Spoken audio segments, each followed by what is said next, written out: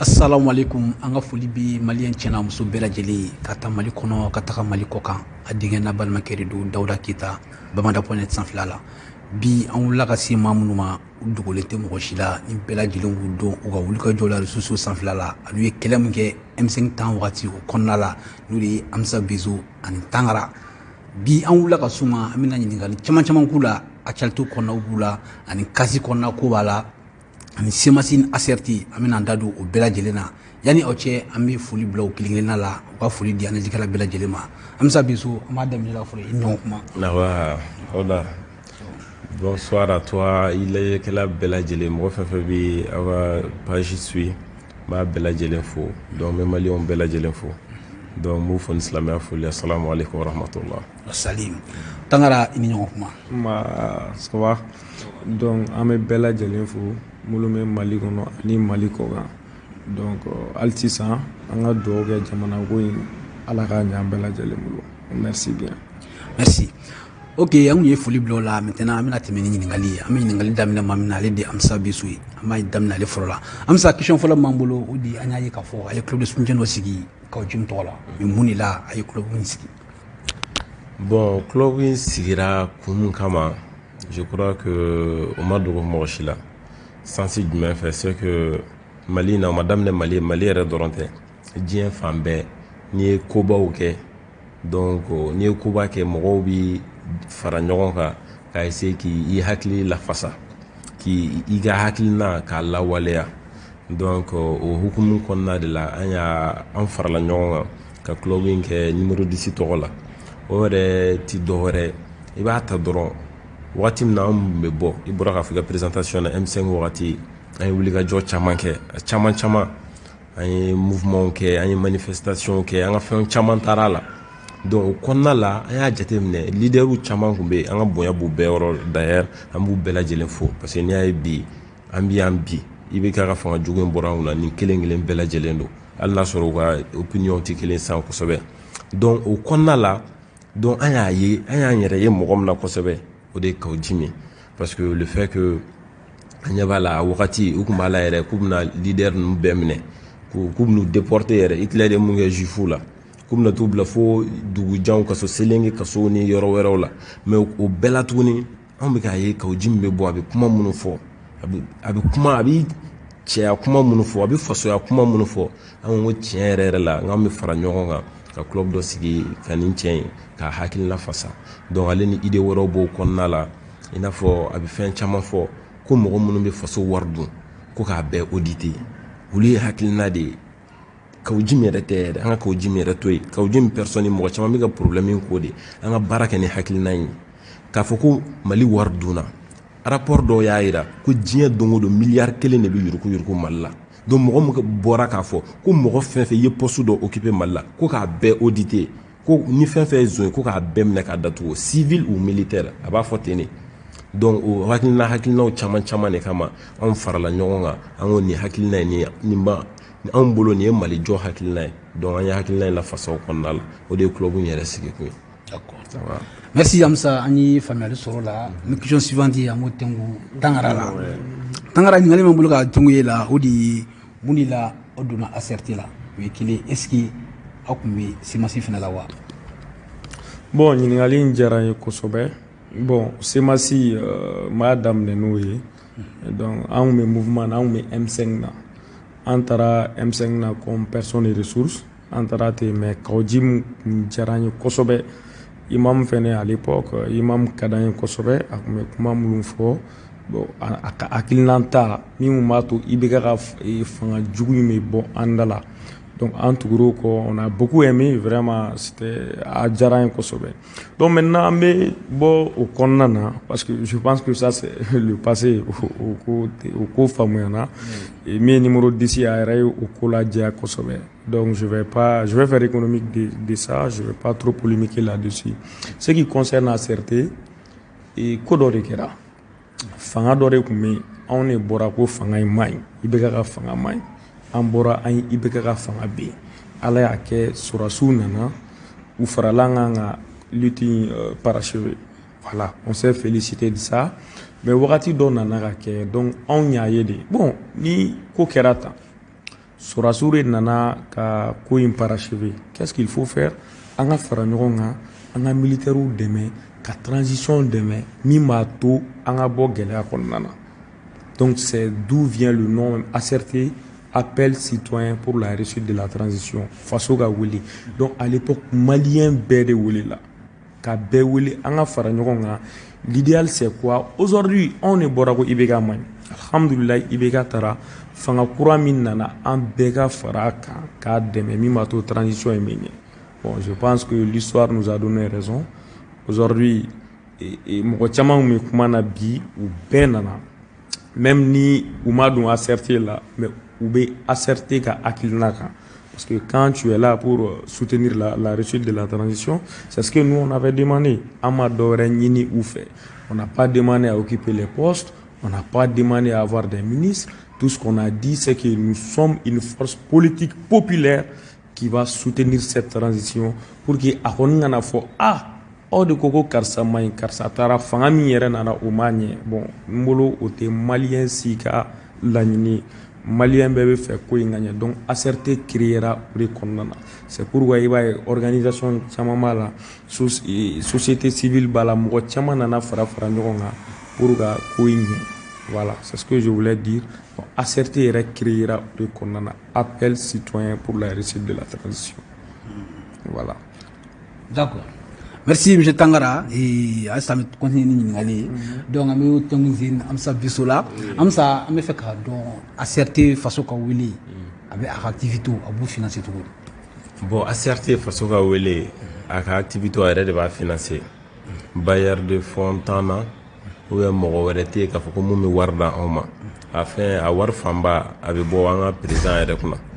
Donc o b'a caman financer. Donc ale ni bon n tɛna bɛɛ tɔgɔ fɔ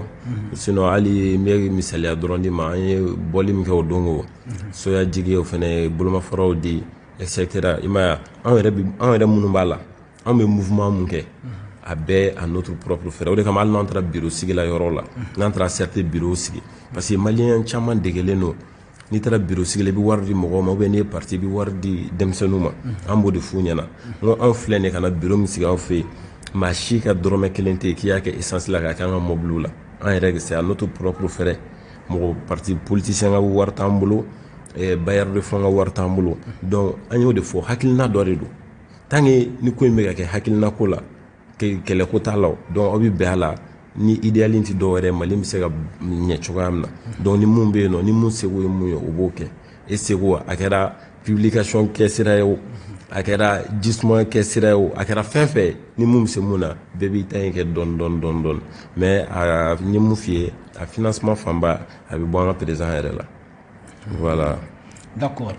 Famille sur la Amsa et Alsa me continue ni ɲininkaliw ye voilà mais o tɛnku Tangara la Tangara mi fɛ ka ɲininkali kɛ sisan o de est-ce que parti politique bɛ se ka munumunu autour de mɔgɔ kelen pe i n'a fɔ Assimi Goïta yali ni Assimi Goïta fɛnɛ tɛ yen o parti ko in bannen ya. I ka nin ɲininkali in diyara n ye kosɛbɛ et puis voilà et parti tɛ ka munumunu Assimi kɔ au fait fɛn dɔ de bɛ yen maliyɛnw ma fɛn caman faamu ACRT ko la ani Assimi ko la et événement minnu tɛmɛna sisan Assimi ye kuma dɔw fɔ barika b'u la kosɛbɛ a ko entre le chaos et la stabilité j'ai choisi la stabilité de mon pays. Entre le désordre de l'énarchie, on a vu que Assimi a un fait au foie parce que c'est vrai, nous t'es dit parce que information no be ni ta kalama, il be se ka fait no bla ikuna. On y Assimi ko fora on yana. Ni ya ye militaire ou be farla ɲɔgɔn kan. Assimi bla CNSP ɲɛma, c'est que mɔgɔ min do mɔgɔ jɔlen do. On y'o do ala. Depuis ni anw bɔra ko vice-présidentiel de anw bɔra ko ka charte falen anw y'o fɔ moi j'étais pour ka Assimi kɛ président mais ala y'a kɛ ala nana n'a ka ala ye kow teliyara Assimi yɛrɛ kɛra président ye Assimi ye kuma dɔ fɔ ko si j'échoue ko c'est toute la jeunesse malienne qui a échoué fɔlɔ an bɛ wuli an bɛ mun de fɔ cɛkɔrɔbaw y'a don tan cɛkɔrɔbaw y'a kɛ tan nin y'a kɛ tan mais aujourd'hui mais les pouvoirs la présidence. Tu vas prendre le CNT, tu vas même prendre le gouvernement de Choguel. Mais c'est les jeunes qui sont là. a bɛɛ tɛ jeunes de ya donc maintenant ACRT ka vision tɛ ko Assimi ACRT ka vision ye min ye c'est pour valoriser la jeunesse malienne an mɛnna an b'a fɔ cɛkɔrɔbaw tɛ se système bɛ ta a bɛ ta mais n'a dira anw jeunes ma n'an sɔnna ka fara ɲɔgɔn kan autour Assimi ka idéologie an b'o de kɔ Assimi ko jeunes de Assimi yɛrɛ ye min kɛ fɔlɔ depuis Mali kɛra Mali ye a ma deli ka kɛ quand il est venu en tant que président 2 tiers fɛn min bɛ di ale ma a ye sigiyɔrɔma 2 b'o la k'a b'a di fantanw ma o ye koba de ye Assimi tilala k'a yira tugun ale ye jeune de ale bɛ yan jeunesse de kama ni a ɲɛna ale bolo jeune bɛɛ de gagné n'a tiɲɛna ale bolo an bɛ se ka bɔ sini k'a fɔ ko cɛkɔrɔbaw y'a kɛ tan cɛkɔrɔbaw y'a tu prends le CNT jaw de jeunes ya tu prends i bɛ Choguel ka gouvernement ta mais n'i y'a ta tu vas voir que 80% a bɛɛ jeunes de ye donc aujourd'hui la vision de l'ACRT c'est quoi c'est d'essayer de mettre tous les jeunes ensemble jeune o jeune bɛ yen k'a fɔ ko i ye karisa ka mɔgɔ i ye karisa ka o tɛ an bɛɛ ka fara ɲɔgɔn kan autour de quoi de valoriser la jeunesse malienne de donner au fait une nouvelle vision à la jeunesse d'essayer an ka kɛ force dɔ ye min b'a to jamana in bɛ dingɛ min kɔnɔ an ka se ka a bɔ a kɔnɔ sinon ko tɛ ko Assimi ko ye ko tɛ ko Kawojimi ko ye nin ko in kɔni Ala yɛrɛ de y'a ka kow teliya an mɛnna an b'a fɔ tubabukan ba fɔ tɛ cɛkɔrɔba ko tɛ Ala yɛrɛ de ye jeunes bila ko ɲɛfɛ donc en tant que jeune ne bolo c'est le moment an bɛɛ lajɛlen ka fara ɲɔgɔn kan ka kɛ hakilina kelen ye pour que Mali in benna dingɛ min kɔnɔ k'a fɔ ko karisa nɔ b'a la karisa nɔ b'a la non sortons dans tout ça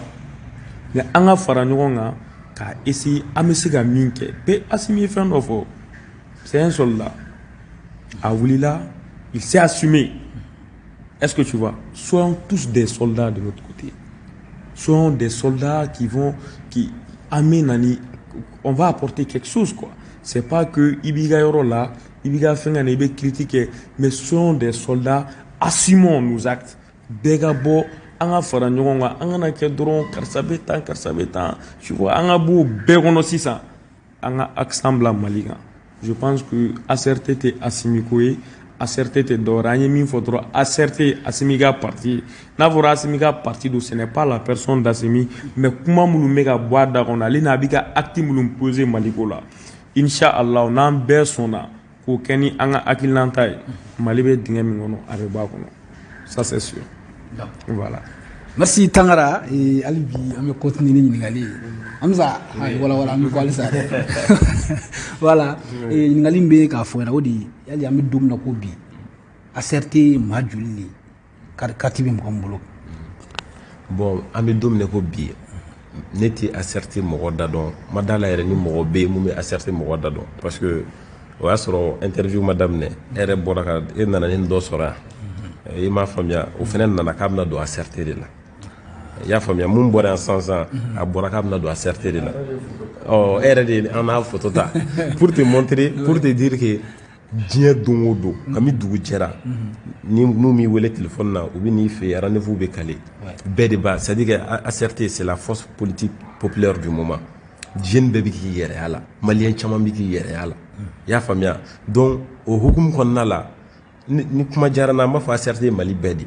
tellement que a bɛ ka caya anw yɛrɛ ma anw t'a dɔn an bɛna nin ko in bɛɛ gérer cogoya min na donc pour le moment k'a fɔ ko carte bɛ nin mɔgɔ hakɛ de bolo parce que an bɔra fɛn na sisan nɔ mouvement na sisan nɔ a ka kɛ parti politique ye a ma o don o dɔrɔn de don a tɛ hali semaine kelen bɔ an y'an ka conférence de presse kɛ ka fɛnw kɛ an ka assemblée générale ni fɛnw bɛɛ kan ka kɛ donc c'est après an bɛna carte distribuer lu daminɛ ka taa an ka bureau sigi yɛrɛ en tant que parti politique yɔrɔ wɛrɛw la i y'a faamuya en tout cas pour le moment a sympathisant a n'a membre c'est des milliers c'est des milliers nous qui bɛ fara ɲɔgɔn kan c'est des milliers donc pour le moment n bɛ se k'o dɔrɔn de f'i ɲɛna d'accord voilà merci Hamza halisa an bɛ continuer ni ɲininkali ye Tangara kuma bɛ yen bi dɛ voilà min bɛ an bɛ fɛ k'a fɔ Isa Kawojimi yali n'a bɔra ACRT la i n'a fɔ a bɔra cogo min na CEMACI la a fana bɛ bɔ ACRT la donc voilà sani n k'o jaabi fɔlɔ n bɛ fɛ ka min f'i ɲɛna ACRT ko la an bɛ welewele bila Mali jeunesse bɛɛ ma ACRT tɛ yen i b'a fɔ ko wari de b'an bolo ou bien ko baara de bɛ yen n'i nana i b'a sɔrɔ ACRT ni mɔgɔ o mɔgɔ i nana a kɔnɔ secret min b'a la i bɛ bɔ a kalama inshallah an bɛɛ lajɛlen bɛ ɲɔgɔn dɛmɛ projet caman de bɛ ACRT kɔnɔna na hali jeune min bɔra yan sisan Amza ye min f'i ɲɛna ale ko ko ale nana ACRT la il est scientifique hein ko k'ale bɛ fɛ de jeune o jeune bɛ yen ale bɛ se ka min former ale ka domaine na k'ale b'a bɛɛ kɛ gratuitement donc o mɔgɔ caman caman de b'a bolo hali tile fila in na n'i b'an ka conférence de presse ni fɛnw lajɛ i b'a jate minɛ mɔgɔ bilenmanw b'a la américains b'a la mɔgɔ caman b'a la u bɛɛ nana formation de la Inch'Allah on va faire parler de nous Inch'Allah on va faire parler de nous Inch'Allah on va faire parler de nous ACRT bɛna ko minnu kɛ ɲɛdimi tɛ an y'o de fɔ k'a fɔ k'i bɛ tugu mɔgɔ kɔ a bɛ miɛtu d'i ma a bɛ nin d'i ma o bɛ faso jɔ an ka tugu faso jɔlaw kɔ i ye min fɔ ni Kawjim ko k'a bɛ bɔ ACRT la Kawjim bɔtɔ tɛ ACRT la pourquoi parce que ACRT yɛrɛ ye Kawjim de ye fɔlɔ n'i ko ACRT yɛrɛ fɔlɔ Kawjim de don donc pour te dire que Malien bɛ se ko dɔ la Kawjim c'est un baroudeur c'est un lieutenant c'est quelqu'un que je respecte beaucoup mɔgɔ filɛ nin sisan i bɛ baara dɔ daminɛ i b'a sɛgɛn kɛ i tɛ mɔgɔ ye dɛ ni baara ɲɛna tuma min na a tɔnɔ tilan wagati de mɔgɔw bɛ na k'u disi gosi dɔw yɛrɛ bɛ i bɔ yen u b'a fɔ ko e ka bɔ yen quoi ni ACRT ta Jim ye kɛlɛ min kɛ ACRT ko la ani a hakilinata c'est comme si n'i ko ko mɔgɔ b'a hakilinata bila est-ce que tu vois c'est pour te dire que ACRT bɛ ka structurer cogo min na a bɛna ɲɛ cogo min na on le souhaite pas et je suis sûr que ça ne va pas arriver Kawjim bɛ yen o Kawjim tɛ yen o Assimi bɛ yen o Assimi tɛ yen o ACRT va rester ACRT min ye ka jeunesse valoriser min ye jeunes ka fara ɲɔgɔn kan min b'a to Mali bɛ dingɛ min kɔnɔ a ka bɔ a kɔnɔ parce que mɔgɔw bɛ ɲinɛ fɛn kɔ jamana tɛ se ka jɔ a jamana denmisɛnninw kɔ a fanga bi anw na a hakilinata bi anw na même si an ka formation bâclera quelque part parce que quand tu prends l'école malienne elle est malade mais aussi tɛ mais jamana in a kanu b'an na an bɛ jamana in dɔn wa maa si tɛna bɔ yɔrɔ si kana jamana in kɛ en place la je te donne l'exemple i bɛ ne ta sisan tu vas voir dans plusieurs domaines n bɛ fɛn caman dɔn a la ma bɔ jamana kɔ kan mais j'ai fait Bandiagara j'ai fait Kona j'ai fait Gao j'ai fait Mopti j'ai fait Ségou j'ai fait Kayi i bɛna sɔrɔ ni Ali Kulukoro Mali yɔrɔ ka dɔgɔn an ma taa yɔrɔ min na Mali yɔrɔ ka dɔgɔn an tɛ min réalité dɔn donc Mali ko tɛ ka n'i jɔ ka discours ba kalan ka tubabukan fɔ Mali ko fɛnɛ Mali dɔnni b'a la n'i ye Mali dɔn k'a faamu i bɛ se ka Mali jɔ il faut pas que o complexe ka kana lui ni y'a ka étude kɛ États-Unis ni y'a ka étude kɛ France ni y'a ka étude kɛ Russie non olu tɛ se ka Mali dɔn ni anw ye anw de ye Maliens ye anw de ye jeunes ye anw de ye ko fɛn fɛn bɛ kɛ a bɛ kɛ anw de la il est temps qu'on se pose certaines questions qu'on se remette en cause qu'on se donne les mains k'a fɔ karisa bɛ ɲɛfɛ o tɛ min yɛrɛ ye ACRT diya ne ye ACRT tɛ ko i nana bi ni nana kunun ni nana ACRT t'o ye dɛ ACRT i ka capacité intellectuelle i bɛ se ka min apporter c'est à travers ça que mɔgɔw bɛ déterminer k'a fɔ n bɛ nin place ba in na n bɛ nin na n tɛ nin na i bɛ na ACRT la bi si tu arrives à prouver c'est bon donc k'a yira fɛnɛ commission jeune bɛna sigi une commission très large jeunesse bɛɛ bɛ n'i yɛrɛ y'a kɔnɔ mɔgɔ o mɔgɔ e bɛ se ka fɛn dɔ de ta ka na n'a ye pour que an bɛ se ka ɲɔgɔn dɛmɛ wari tɛ di mɔgɔ ma dɛ mais n ye min f'i ɲɛna secret bɛ ko in na voilà c'est ça c'est ce que je voulais dire d'accord merci Tagara hali bi an bɛ continuer ɲininkali an ma tila fɔlɔ ɲɔgɔn na ye Amza Bezo yɔrɔ dɔ bɛ yen o de comme i yɛrɛ y'a fɔ i ka kuma kɔnɔ sisan tout de suite ka ye l'autre jour là a ye parti a ka mouvement yɛlɛma ka kɛ parti politique ye voilà mais n'i y'a ta k'a lajɛ aw ka président b'a fɔ kuma bɛɛ ko parti politique ka ca Mali in kɔnɔ yan a ka ca trop mais yanni aw ka taa don dɔ la a yɛrɛ dɔ kiri turu k'o fara kan tuguni o bɛ k'a caya tuguni mais mun de nana n'o ye bon yanni an ka taa don dɔ la an ye an ta créer i ka kuma yanni an ka taa don dɔ la k'an y'an ta créer i b'a dɔn n'i ye Mali parti politique ta c'est près c'est plus de 200 ne m'a fait les chiffres là, c'est plus de 200. Donc il va sur la chama be non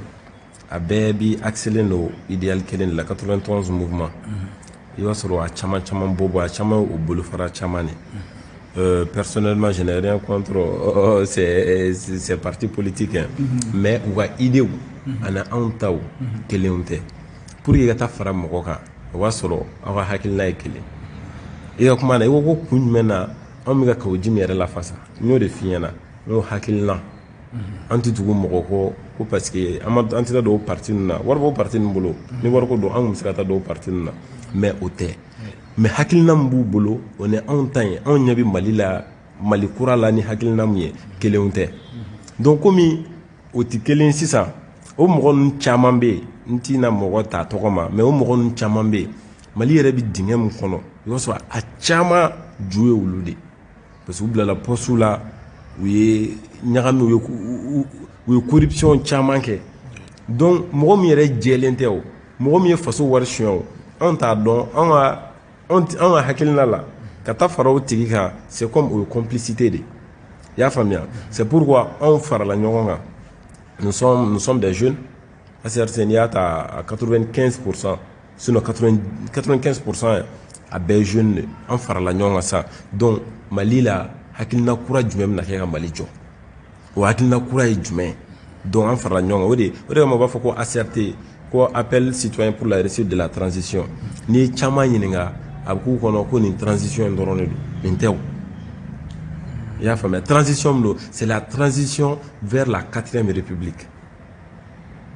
C'est pourquoi il y a un parti politique. Pour vous dire que y a une transition, il y a ça. Il y a une 3e République, la 4e République. Là. Donc, on a la 4e République d'accompagner tout le monde. Puisque la 4e République, il y a un déni. On est mouvement qui est une transition. On est déni d'eau. On est déni. Ya famia donc on est forcé, nous sommes la première force nous fera la nyonga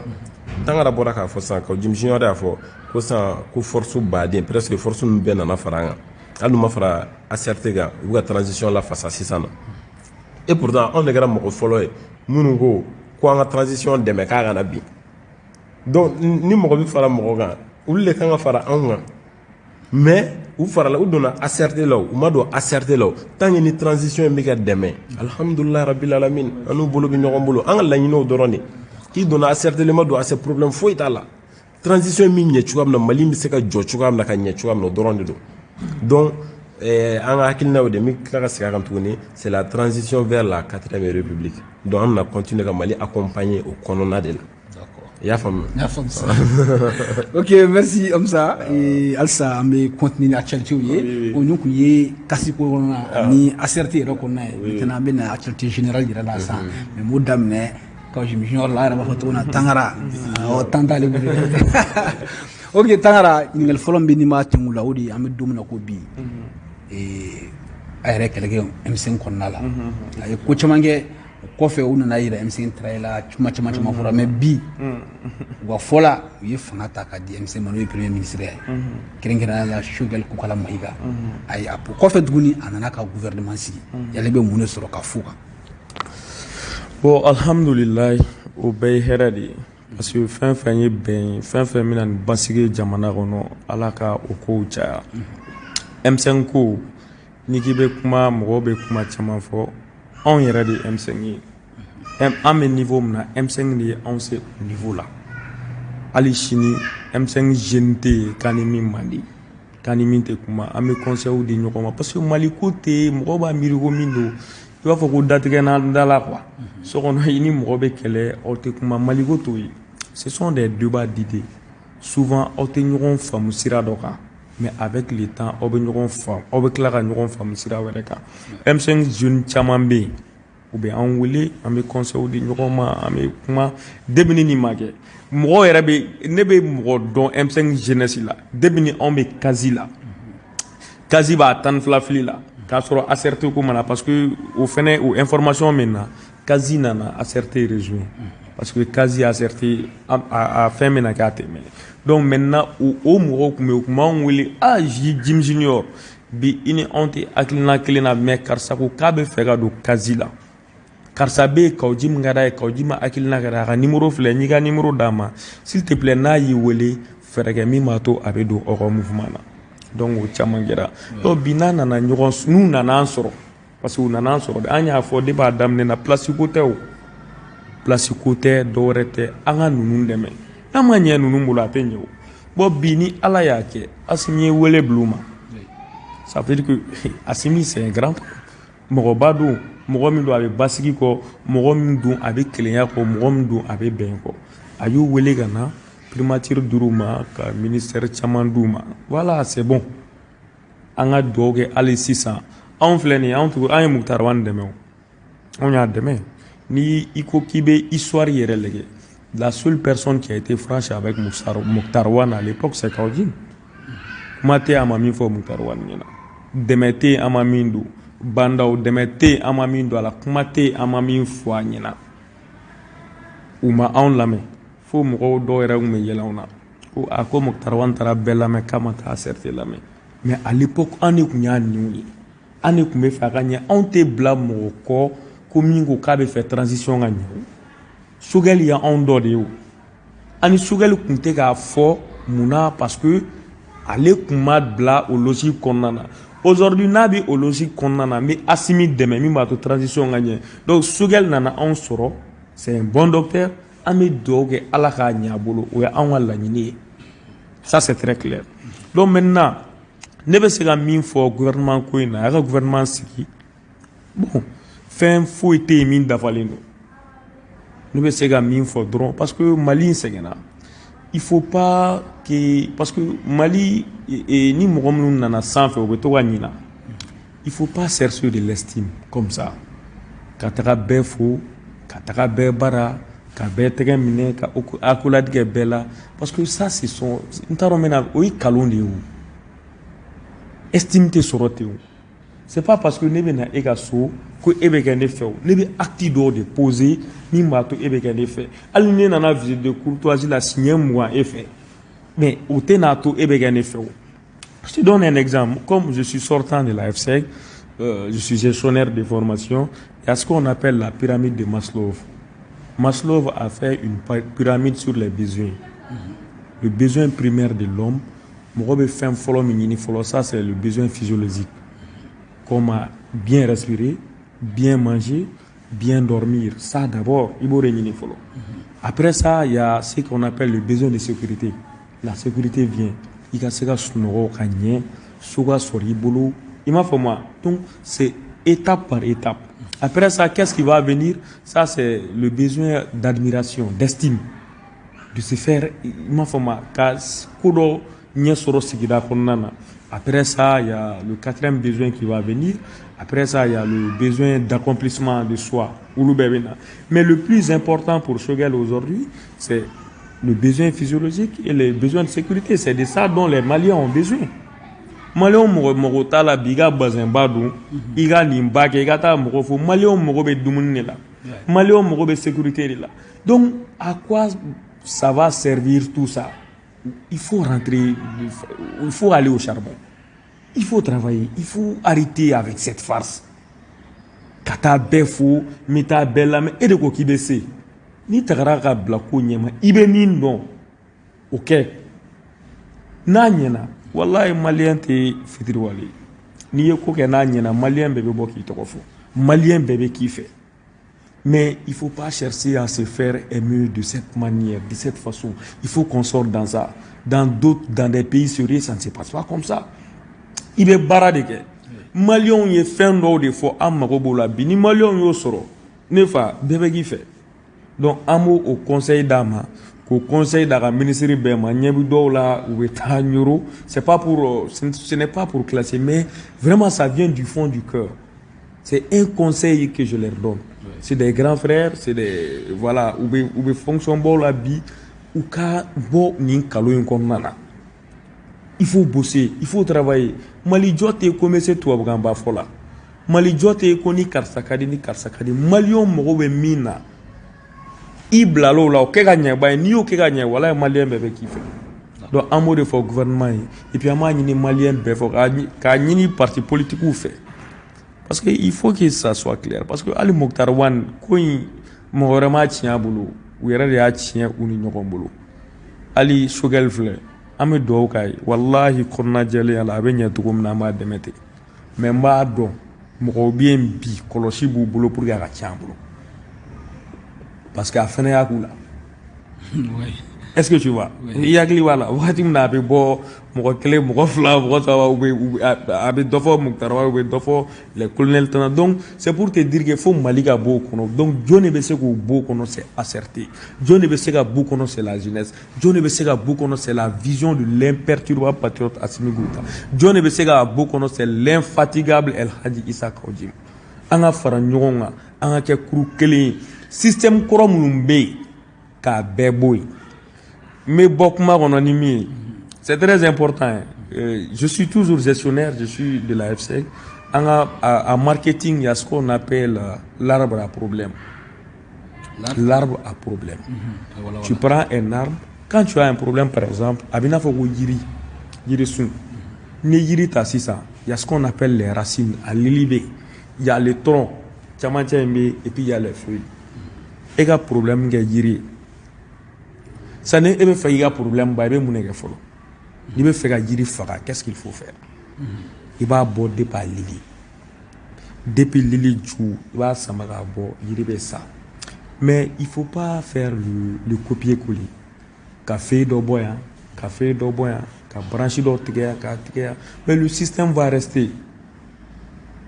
Donc pour un changement réel, il faut aller à la racine de l'arbre, qu'à aborder puis à Lili là.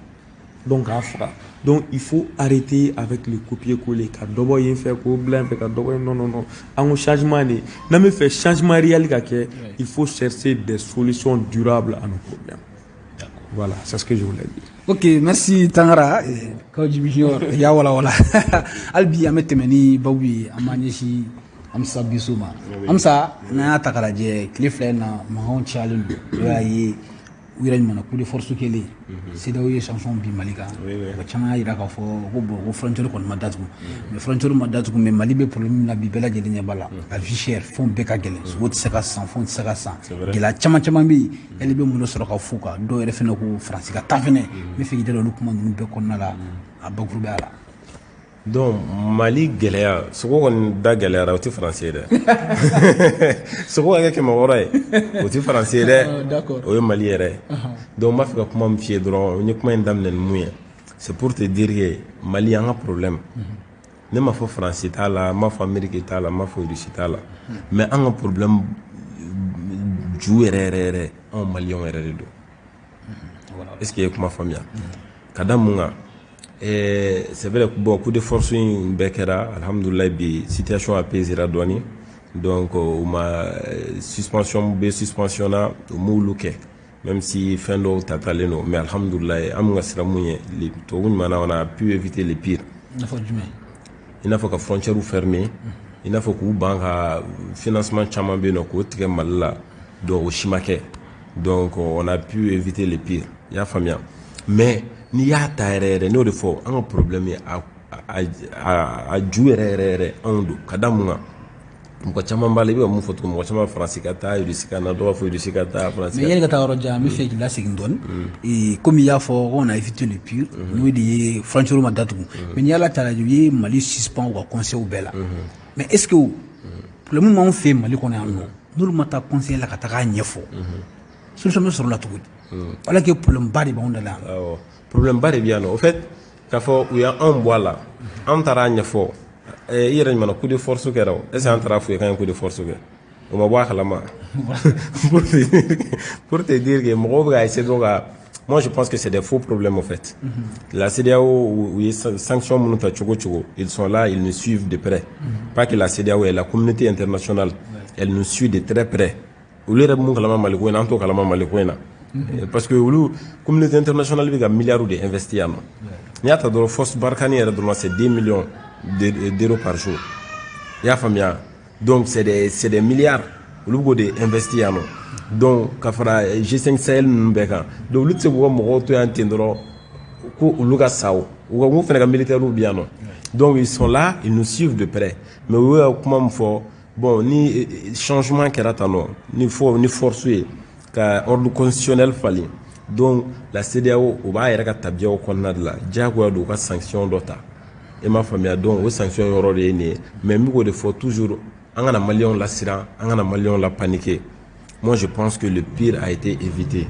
donc u ko Mali ka garantie dɔw d'u ma Mali bɛ ka commencer k'o garantie d'u ma n'o ye ko ka olu de ko ka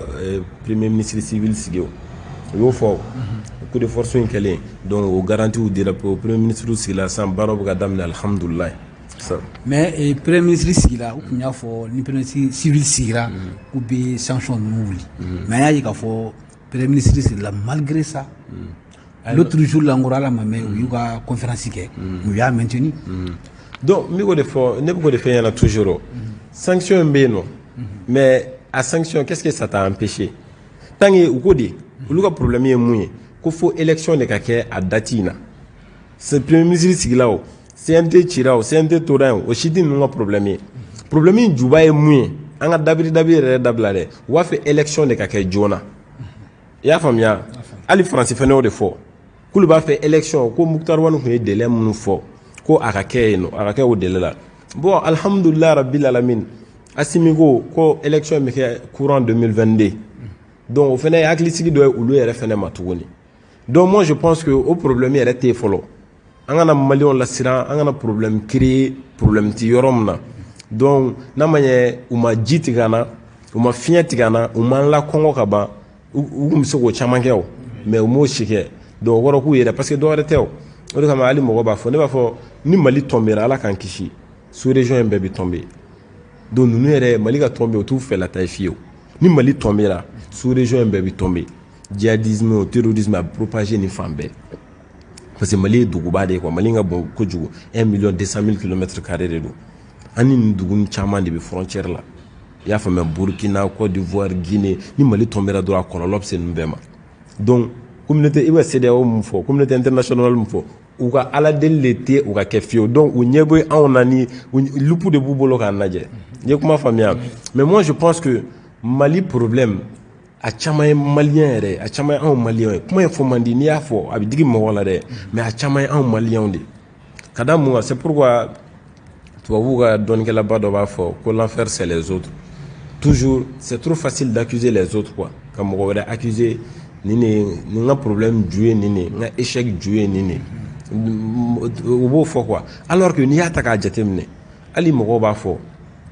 ko faransi ka taa faransi ka to anw fɛ yan nɔ o t'an anw si sago ye dɛ san 100 joli faransi b'anw fɛ yan hali sisan faransi b'anw fɛ yan o t'an sago ye dɛ tiɲɛ yɛrɛ la a ka kan faransi ka taa mais anw ko de ne ko de ko taali in na ne hakilina la taacogo dɔw de b'a la an ka faransi to yen dɔɔni an k'an hakili jɔ an yɛrɛ la ni n bɔra ka chiffre min dɔ d'i ma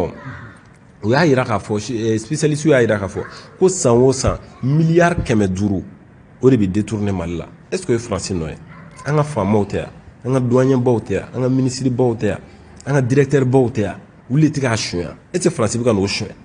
Mali yɛrɛ tɛ 500 milliards bon i dun bɛ appui budgétaire aide budgétaire mun di Mali ma o tɛ 500 milliards bɔ c'est à dire que n'i y'a ye an bɛ ka taa kun siɲɛ faransi ni tubabuw ye u bɛ an ka budget u b'a appuyer u bɛ aide dɔ de k'a la quoi u bɛ wari dɔ de di anw ma san o san pour que an ka se k'an ka musakaw kɛ o tɛ 500 milliards bɔ est ce que n'a ye corruption in kɛlɛ efficacement maliyɛn minnu bɛ k'a dun an k'olu bɛɛ dabɔ ko la k'u minɛ k'u datugu o dunni ka dabila est ce que anw mago bɛ faransi ka miyɛti la wa faransi ka dɔɔni dɔrɔmɛ 1 dɔrɔmɛ 2 la wa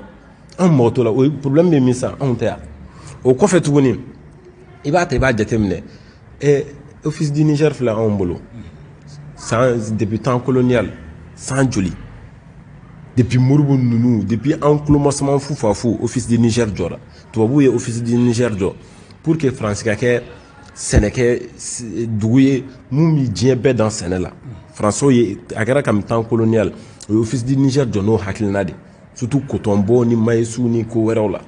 mais olu taara k'a daminɛ Moribo Keyita la ka n'a bila bi Assimi na an ka président kelen tɛ yen mun ye projet de développement kelen ta office la office exploité no bi 8% dɔrɔn de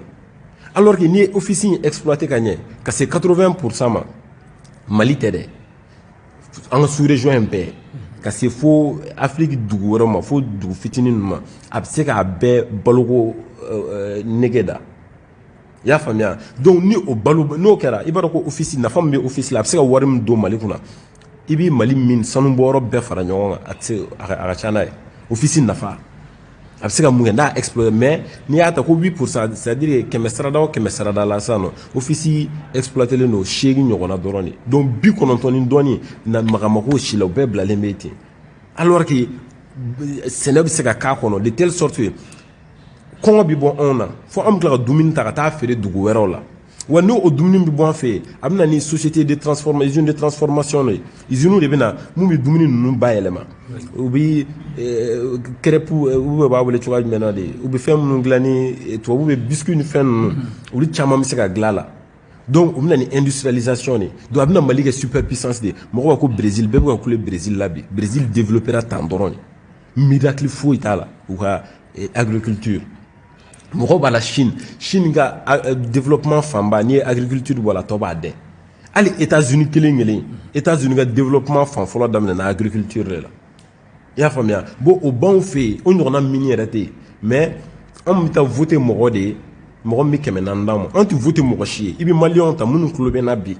anw jɔn de la ka voter président dɔ ye ko k'a fɔ ko président in nana k'a fɔ nin projet min ne bolo baloko office ko ta fan fɛ a tɛ yen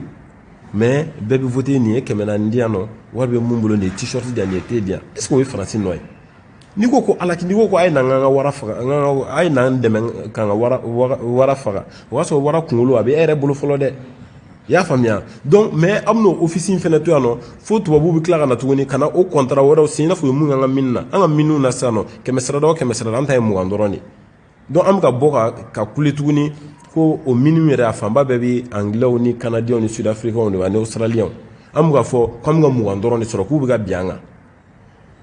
i m'a faamuya an bɛ k'an plaigner k'u bɛ ka bin an kan an dun ka office in bɛ yen nɔ an b'a fɛ o fana bɛna to ta fo tubabu wɛrɛw bɛ na k'o exploiter u tila ka taa 20 d'an ma o la 100 o 100 an bɛ tila k'a fɔ k'olu bɛ ka bin an kan mais est ce que an yɛrɛ tɛ ka bin an yɛrɛ kan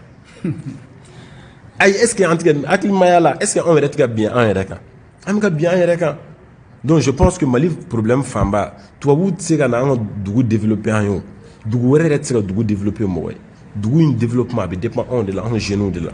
mais anw bɛɛ fara-faralen don hali élection wɛrɛ min bɛna na sisan nɔ comme ça mɔgɔw bɛ k'u positionner ni nin kɛra président ye nin ye n somɔgɔ dɔ ye nin bɛ se ka n lagɛrɛ mais maa si tɛ voter président ye hali u bɛna taa zone minnu ye faso wariw suɲɛ zone kɔrɔ minnu bɛ yen nɔ olu ye faso wariw suɲɛ olu bɛna tila k'u ka campagne financer n'o ye n'o 400 n'o 1000 k'o di mɔgɔw ma mɔgɔw bɛ tila ka taa voter olu ye est ce que u bɛ tila k'u jɔ maliyɛn bɛ tila k'a jɔ ko Mali problème ye faransi ni Russie ye faransi ni Russie bɛ min an yɛrɛ tɛ yan. mais minnu bɛ k'a fɔ ko faransi ka taa je pense que u bɛ k'a fɔ militairement parce que faransi na depuis 2012 ka n'a bila bi la faransi nakun kɛra min ye n'o de ye ka jadisiw kɛlɛ ani ka Mali sécurité k'a lakana mais an bɛ don min na ko bi u y'a ta k'a lajɛ n'i y'o bilan ta k'a lajɛ bi faransi nana kun min kama halisa o kun de bɛ ka continuer ka kɛ olu ka laɲini kɔnɔ olu ko n'a ma ɲa faransi bɛ yan kun min kama o kun bɛ ka kɛ o ni taali bɛɛ ye kelen u ka taa k'u bɛ ci bila Russie ma donc faransi ka na Russie ka taa kuma b'o o yɔrɔ niveau kɔnɔna de la. ne ye kuma in faamuya kosɛbɛ mais yɔrɔnin dɔ de bɛ yen nɔ n ye kuma in faamuya koyi an ka mɔgɔw bɛ ka sa a man d'an si ye faransi nana u bɛ k'a fɔ résultat t'a la an y'o bɛɛ faamuya faransi nana opération 2 opération Serval nana ka ninnu repousser ka bɔ Kɔna ka taa n'u ye fo Kidal i m'a faamuya donc o bɔra yen nɔ u y'o yɛlɛma ka kɛ opération Barkhane ye o bɛ sous région in bɛɛ la opération Barkhane bɛɛ français hakɛ min b'a la i b'a dɔn français 5100 5100 Sahel ni Sahel bonya ta ni Europe clan 2 ou 3 ɲɔgɔn na Sahel bɛ bɛn o de ma n'i ko ko mɔgɔ 5000 k'o sécuriser o ko ban pewu o ma nɔgɔn dɛ i y'a faamuya o ma nɔgɔn fiyewu ne bolo ne y'o de fɔ n bɛ segin k'o de fɔ an ni faransi ka rapport a kan ka kɛ égal à égal de faransi fana kun jumɛn na anw tɛ ka don Kidal o fana k'o faamuya an tɛ k'o faamuya fɛn caman bɛ yen nɔ mɔgɔ min b'a la k'u ka taa ne b'u faamuya koyi ne b'u faamuya kosɛbɛ mais u kana ɲinɛ c'est à dire que n'i ye dusu fana bila hakili ɲɛ dɔrɔn ko in bɛɛ bɛ tiɲɛ i m'a faamuya Russie bɛna na ni daluya jumɛn Russie bɛna mun de kɛ Anw ni Faransi ka relation k'a daminɛ 2012 ka na se bi ma 400 milliards Faransi y'o de di Mali ma minnu taara appui wɛrɛw u ye wari min di aide au développement na agence française au développement ye wari minnu di n'i y'a bɛɛ fara ɲɔgɔn kan 400 milliards a bɛ bɛn o de ma donc partenaire économique dɔ don surtout an ye fantan jamana de hali an sarako ye problème ye aw yɛrɛ y'a ye san 2 kɔni mɛtiriw bɛ grève la ko dɔ ka fara sarako bɛɛ ka gɛlɛn donc o partenaire modèle o de kama u b'an ka faamaw korono o yɔrɔ fɛnɛ n'o de fɔ fantan a ka gɛlɛn k'i sago kɛ i y'a faamuya mais n'i tilala k'a bila i kunna tuguni ko nin 5000 personnes nin ka nin sécuriser a tɛ se ka kɛ o n'o bi mɔgɔ fɛn fɛn kunna mais ça c'est une chimère o tɛ se ka kɛ o ye sogo de o tɛ se ka kɛ fiyewu ni Faransi taara Russie bɛna ka bombe jigin ninnu kan Mali tɛna kɛ o kɛlɛkɛyɔrɔ kelen ya o de kama Faransi fɛnɛ bɛ yɔrɔ dɔ fɔ ne fɛnɛ to o pour la o ye jumɛn ko négociation tigɛ ni djihadistes ni terroristes ninnu ye mais moi je ne suis pas pour ça bien sûr on négocie avec eux n'o de b'a to a bɛ ban an b'a négocier kɛ n'o de fɔ Faransi kana na a ka politique fɛnɛ dicter anw kunna mais k'a fɔ k'an bɛ Faransi fɛnɛ gɛn Faransi ka taa tan ou bien karisa ka na tan Maliens k'a lajɛ ni hakilisigi ye dɛ an ka ɲɛ mun f'i ɲɛna an ka hakili bila dusu ɲɛ i y'a faamu voilà ok merci Bizo voilà o kun faamuyali sɔrɔ la halisa an bɛ continuer ka cɛ Kajim Junior taa jumɛn b'i da halisa voilà n'an y'a ta k'a lajɛ an bɛ fɛ k'a dɔn ni yɛrɛ kɔrɔkɛ cɛ an b'a fɔ ten n'o ye Rasiba cɛ n'a ka relation bɛ cogo di waati dɔ la a kun minɛlen don u y'a nɔ minɛ yanni est-ce qu'il taara bɔ a la fɛnɛ ka to kaso la i bɛ se ka mun de sɔrɔ a fɔ maliyɛnw ye. Bon, Rajbaj, c'est un bon grand frère. Nous, de fois, comme daminɛ na, genre, Mali tɛ i b'a fɔ ko da tigɛna quoi. Parce que mɔgɔ bɛ politique kɛlɛ kɛ min ye, i b'a fɔ nin bɛ ɲɔgɔn na, n'u ye ɲɔgɔn dɔrɔn u k'an k'u bɔ ɲɔgɔn kan de. C'est ça que ka mɔgɔ bɛ Kawojim ni Sugali fɛn kɔnɔna na, CCB kɔnɔna na, u tɛgɛ bɛ ɲɔgɔn bolo. Mulu m'a faamu kosɛbɛ a bɛ dugu caman olu bolo ni Kawojim ni Sugali kɔni ye ɲɔgɔn dɔrɔn u kan ka ɲɔgɔn bɔ. Donc politique tɛ ten, Malijɔ tɛ ten. Malijɔ tɛ kɛlɛ ye ɲɔgɔn bugɔ tɛ mais hakilinako de don. Wagati dɔ i ni mɔgɔ hakilina tɛ kɛ kelen ye mais a tɛ se ɲɔgɔn bugɔ ma a tɛ se fɛn dɔ ma. Rajbaj Hamza b'a fɔ kuma caman il est très intelligent c'est un très bon grand frère mais anw ye min ɲini a fɛ a tun bɛ ka énergie min don a yɛrɛ la mɔgɔ buruja la mɔgɔ la gosi la mɔgɔ wɛrɛw ka kuma na a k'o to yen a k'o don fasoko la c'est très important n'i ko k'i bɛ don bɛɛ ka passé kɔnɔ bi ka a bɛɛ jateminɛ en avancement dit mais à un moment donné il faut oublier tout ça i ni mɔgɔw ka jɛ ni fɛnw o ni faso kɛlɛ tɛ ɲɔgɔn ɲɛ sira la o bɛ jɛ fɛn dɔw la a laban cogo tɛ ɲɛ mais e bɛ énergie min don o la a don il faut proposer pour construire c'est ce qu'on avait demandé mais aujourd'hui vous remarquez avec moi qu'il a beaucoup évolué et ko caman donna a ka fɛnw na l'autre jour même aw tun bɛ interview la n'i y'a lamɛn a ka fɔlɔ kumacogo ni bi ta fɛn caman bɛ u ni ɲɔgɔn cɛ donc olu bɛɛ ye faamuya ye an bɛ dugawu k'a ye an bɛ dugawu kɛ CDR ye fɛn hakilina o hakilina b'u la min bɛ jamana jɔ ala k'a ɲɛ u bolo sinon k'a fɔ k'an bɛ ɲɔgɔn dɔn particulièrement non mais n b'a dɔn ani n ka mentor u jɛra fɛn caman kan hali sini s'il y a une possibilité u ka jɛ pour k'a to Mali bɛ bɔ nɔgɔ la bon moi je suis pour nous on ne voit pas d'inconvénient donc c'est un grand frère a bɛ ko minnu na an ɲɛ b'a la mais a k'a ka énergie ta k'a don faso ko la inchallah a bɛ ɲɛ sinon non rancune tɛ yen non pas du tout. Ok merci Tangara Hamza Bisso bi dernière question posée n'aw fila bɛ se ka jaabi cogo min na a jaabi ten komi aw yɛrɛ y'a fɔ cogo min na gɛlɛya caman bɛ Mali kɔnɔna la a dun fɔlen don fɛnɛ ko élection ka kɛ ka bɛn u ye délai minnu fɔ yala an bɛ situation min na ko bi est-ce que élection bɛna se ka kɛ ka bɛn a ma o hakilina tɛ mun na kan. Ah, ne b'a daminɛ voilà donc moi je pense que ça sera très difficile franchement an y'o fɔ a mɛnna a ka gɛlɛn dɛ ka élection kɛ ka bɛn parce que n'i ye chronogramme in ta élection kan ka kɛ ka ban mars de ma mois de mars ni ma fili a bɛ daminɛ octobre le 28 ou le 30 octobre chronogramme bɔra Muktar Wale kun ye mun bɔ donc a bɛ bɛn élection 7 de ma k'o kɛ kalo 5 kɔnɔ donc a bɛ bɛn i n'a fɔ semaine 3 chaque 3 semaines maliyɛnw ka taa voter ah a ma nɔgɔn dɛ c'est pourquoi communauté internationale a bɛ k'a fɔ ko fo ka élection fɛnɛ kɛ tiɲɛ yɛrɛ la ne yɛrɛ kɔni bɛ ka n yɛrɛ ɲininka a bɛna kɛ cogo di bon comme ne fɛnɛ ti kow kɔnɔ n ti Asimi place la n ti Choguel place la n t'a dɔn n dalen d'u fila bɛɛ la n dalen d'u la donc n t'a dɔn u bɛna ko in ɲɛnabɔ cogoya min na donc n'a kɔni komi olu fɛnɛ informelen don ni a bɛ se ka olu fɛnɛ bɛ information dɔ kalama ne ti mun kalama donc ne tɛna n prononcer o la mais n'a kɔni bɛ kɛ cogo o cogo ala k'a ɲɛ ka di an n'u ma. Donc voilà, au kuma in na n bɛ Asimi fo kosɛbɛ, c'est un homme de parole. An y'a ye a ko ko inshallah n'a danna ale kɔni ma délai u bɛ respecter élection bɛ kɛ délai kɔnɔ. Donc comme Choguel c'est un docteur, c'est vraiment un cadre valable qui est très bien. Donc dans les jours à venir a yɛrɛ ko k'a bɛ se CNT mɔgɔw bara. Donc min b'a bolo a fɛlata a bolo a bɛ ɲɛ cogo min na k'a f'u ɲɛna pour que a bɛ kɛ ten. Donc an b'a ɲini a fɛ a fɛnɛ a ka délai respecté parce que c'est très important. A ka essayer a bɛ ɲɛ cogo min na parce que rien n'est impossible avec la volonté. Donc de voir comment il peut faire pour que délai soit respecté. Il va faut Asimi y'a fɔ cogo min na. Bon, moi je pense que a y'a fɔ a ka kuma caman na transition ma a kunkolo kan est-ce que tu vois? Donc nous comptons beaucoup sur lui pour que se ka transition la jɔ a sen kan. C'est un cadre valable, c'est quelqu'un qui est coriace. On l'a vu, il est persévérant.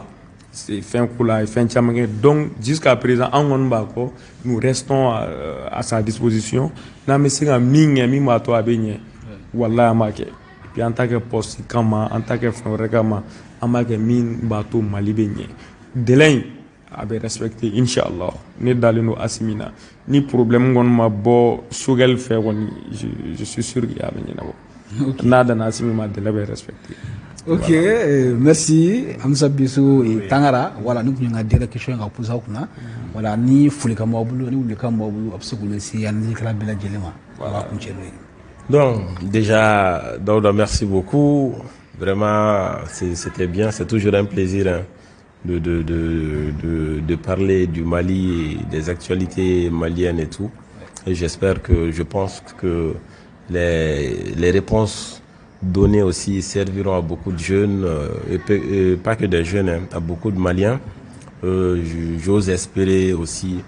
que nous allons tous nous donner, nous unir autour de l'essentiel, qui est comment bâtir notre pays, car c'est sûr, Beba Kalama, vous le savez tous, Mali, mes problèmes, c'est vraiment inquiétant. Donc, moi, mes derniers mots seront vraiment juste des mots de prière pour le Mali et pour le peuple malien. Qu'Allah bénisse le Mali et les Maliens. Merci. Ah oui, donc Allah ka barika do Mali la, Allah ka Mali basigi, Allah ka barika do Maliens na. Kuma la sunana dɔrɔn Maliens an ka ɲɔgɔn minɛ, an bɛ problème kɔnɔna la. Donc an ka ɲɔgɔn minɛ, an ka tɛgɛ di ɲɔgɔn ma. Donc ni Ala sɔnna jamakulu jɛlen o de bɛ bi fɔ an ka mɔgɔkɔrɔw ko ten. Donc Ala ka an ka laɲinifɛnw bɛɛ sabati. Fɛn fɛn bɛ taa Mali jɔ sen kan, ya Rabbi Ala k'a bɛɛ lajɛlen sabati. Amina. Ok, Tangara. Donc ne bɛ min fɔ kuma laban na, n bɛ Malien bɛɛ fo, minnu bɛ Mali kɔnɔ ani minnu bɛ Mali kɔ kan. Comme je l'avais dit, an ka na essayer ka ko bâcler. Il faut aller chercher les problèmes. On a trois problèmes ɲini jusqu'à la racine, ka dɔn minnu don pour trouver des solutions durables. Aujourd'hui, même on fait Maliens et Magueléoma, donc nous sommes acertés, nous sommes très actifs. Tout ce qu'on veut faire comme Maliens bɛ fara ɲɔgɔn kan, surtout la couche juvénile, en bɛɛ ka se ka an hakilina jeune ye fɛn ba ye dɛ. Un jeune est dynamique, un jeune, tu vois, tout de suite on veut vraiment bien faire. Donc n'an bɛɛ farala ɲɔgɔn kan. On ne va pas dire d'écarter les vieux, mais d'avoir des vieux politiques comme des autorités morales. Donc, avec Kosobe, aller asserter qu'on en a, tu vas voir qu'à une conférence de presse là-bas, mais tu vas asserter qu'on mais c'est comme des autorités morales. Ni nefli la alibi ou ben wele moi-même donc au tchoroba nasugu li kanawye. Oui, fin chamake, ils ont réussi quelque part, ils ont beaucoup échoué quelque part. Donc maintenant, qu'est-ce que nous attendons d'eux? C'est vraiment d'essayer ou quoi faire. Ce n'est pas qu'il y a des genoux pour non,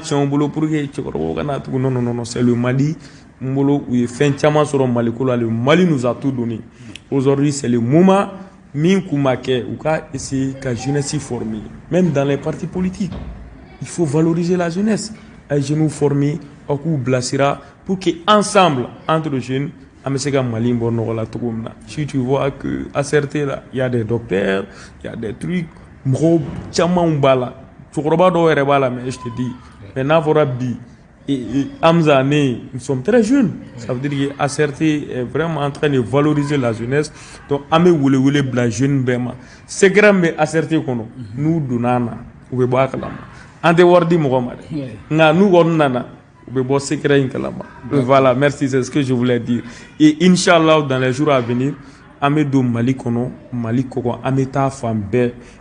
Amesega Seyoro, Acertega Lanini, Malion Lanini, Jinesiga Lanini, Issa Kaujim Lanini, l'imperturbable patriote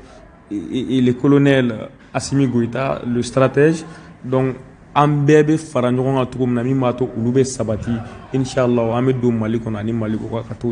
Kato Nyefo. Voilà, c'est ce que je voulais ajouter. Merci.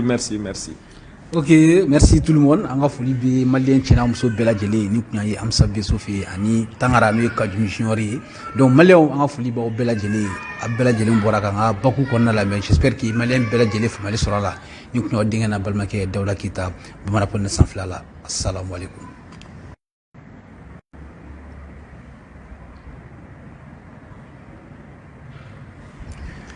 Assalamu alaikum. Anga foli bi malien chena muso bela jeli kata mali kono kata mali kokan adigen na balma keridu dawda kita bamada ponet sanflala